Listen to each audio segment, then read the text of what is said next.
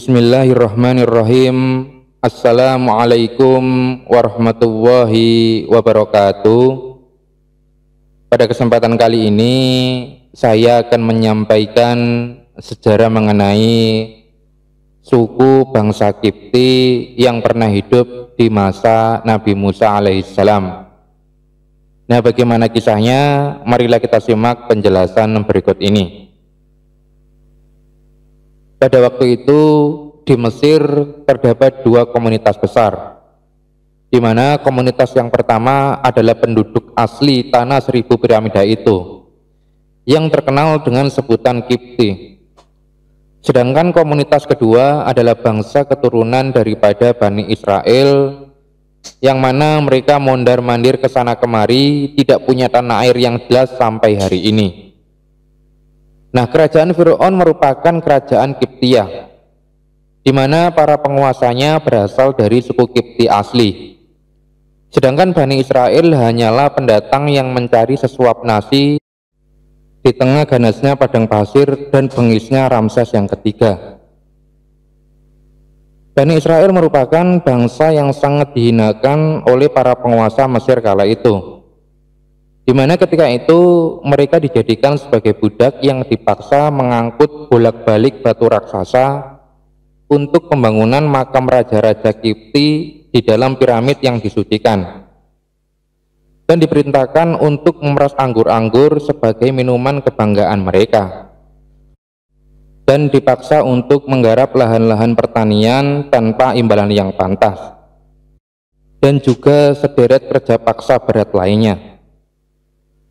Nah, sebenarnya Fir'aun tidak hanya raja yang keras dan bengis terhadap Bani Israel ketika itu, namun akan menghukum siapa saja yang berani menentang dan melanggar perintahnya. Saking bengis dan kejamnya Fir'aun sampai mengklaim bahwa dirinya adalah seorang raja, sekaligus maharaja alam semesta. Fir'aun dengan kebodohannya memproklamirkan dirinya sebagai Tuhan yang harus disembah. Nah, untuk meyakinkan bahwa dia adalah Tuhan, maka dia menggunakan akal ciutnya untuk mengelabui masyarakat yang berada di Mesir ketika itu. Sudah menjadi lazim bahwasanya Tuhan adalah zat yang mematikan dan yang menghidupkan. Untuk itu Fir'aun membunuh dan membiarkan yang lainnya hidup, dengan maksud ingin menunjukkan bahwa dialah yang dimaksud dengan penentu kematian dan pemberi kehidupan.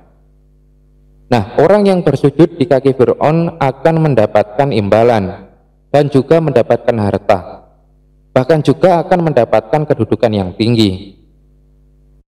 Dengan tipuan seperti itu pula, Fir'aun ingin menunjukkan bahwa dia adalah pemberi rahmat, pemberi rezeki, penolong bagi kaum bawah, dan sebagainya.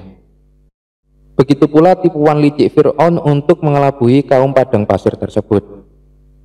Nah, di tengah kerlap-kerlip lampu istana yang megah dengan ribuan pasukan penjaga yang menentang tombak, pedang, dan anak panah, dengan selir yang tak terhitung jumlahnya, dengan kuasa Allah Subhanahu wa Ta'ala, Allah memasukkan sebuah mimpi ke dalam tidur nyenyak Fir'aun di atas ranjang sutranya.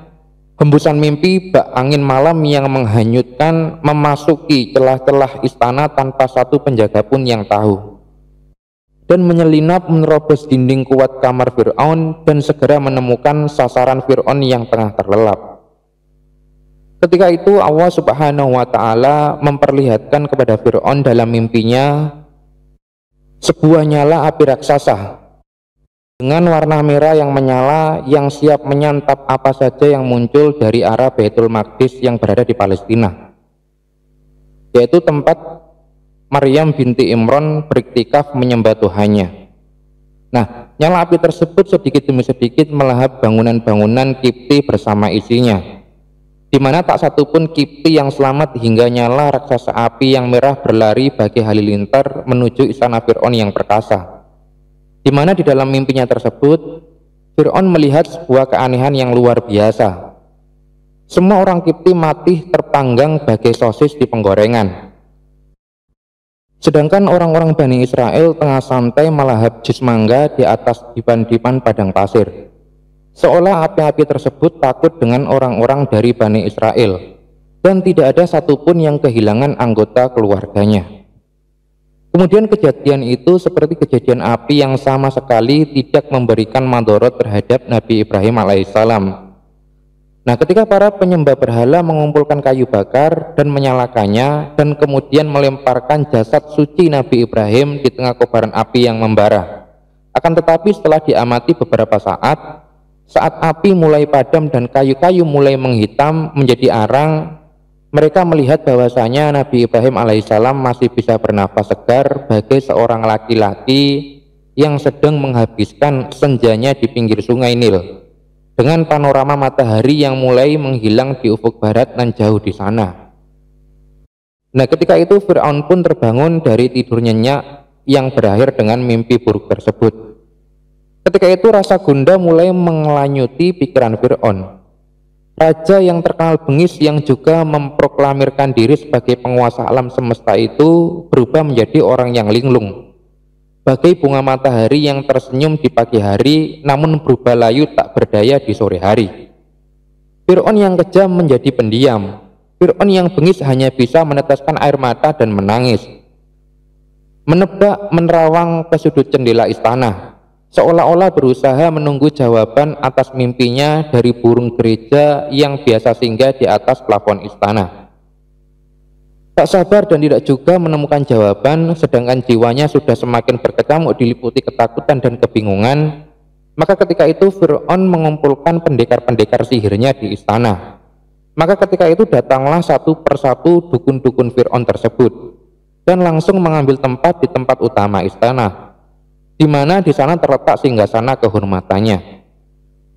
Ketika itu Fir'aun pun mulai berbicara dan menceritakan apa yang ada di dalam mimpinya dengan detail, tanpa mengurangi satu peristiwa atau menambah satu peristiwa.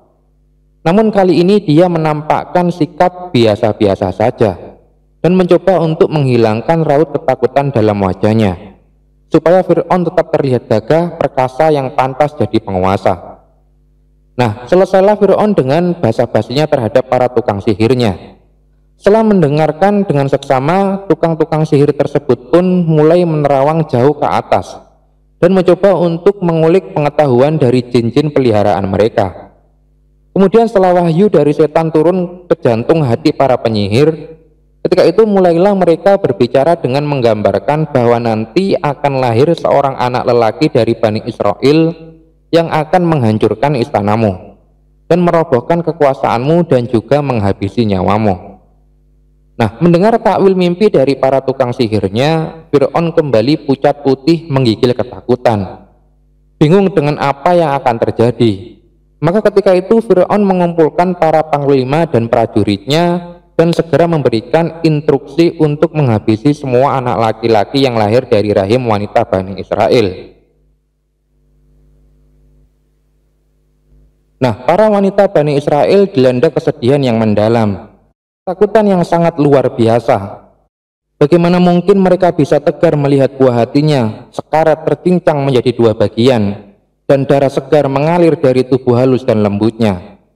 Hanya tangisan, hanya kesedihan yang tidak tahu kapan akan berakhir dan tidak tahu pula obat apa yang bisa digunakan. Di mana ketika itu mereka hanya bisa menangis dan tidak bisa berbuat apa-apa. Akan tetapi ketika itu lain halnya dengan keluarga Imran bin Qais.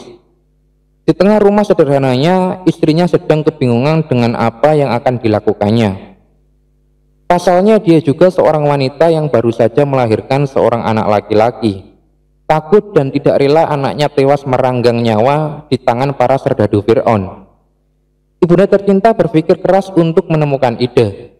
Maka ketika itu terbesitlah ide untuk menghanyutkan buah hatinya yang kecil manis tersebut. Ide untuk menghanyutkan bayi kecil itu bukanlah tamu yang datang tidak diundang, melainkan sebuah wahyu dan skenario maha dahsyat dari Tuhan alam semesta yang sesungguhnya. Maka ketika itu mulailah dibuatkan peti kecil dan dibuat senyaman mungkin untuk sang bayi. Dan setelah selesai dibuat dan dilapisi dengan kain sebagai penghangat badan, mulailah sang ibu menaruh bayi mungil nan lucu tersebut ke dalam peti. Nah, kemudian setelah meletakkan bayinya dengan posisi senyaman mungkin, mulailah sang ibu membawakannya ke tepi sungai. Sungai yang mengalir menuju ke istana Fir'aun. Dan seperti yang kita tahu bahwasanya bayi tersebut adalah bayi Nabi Musa alaihissalam. Nah, demikianlah sejarah singkat mengenai bangsa Kipti di zaman Nabi Musa alaihissalam. Semoga yang sedikit ini dapat menambah wawasan kita semua. Akhirul kalam, billahi taufik wal hidayah. Wassalamualaikum warahmatullahi wabarakatuh.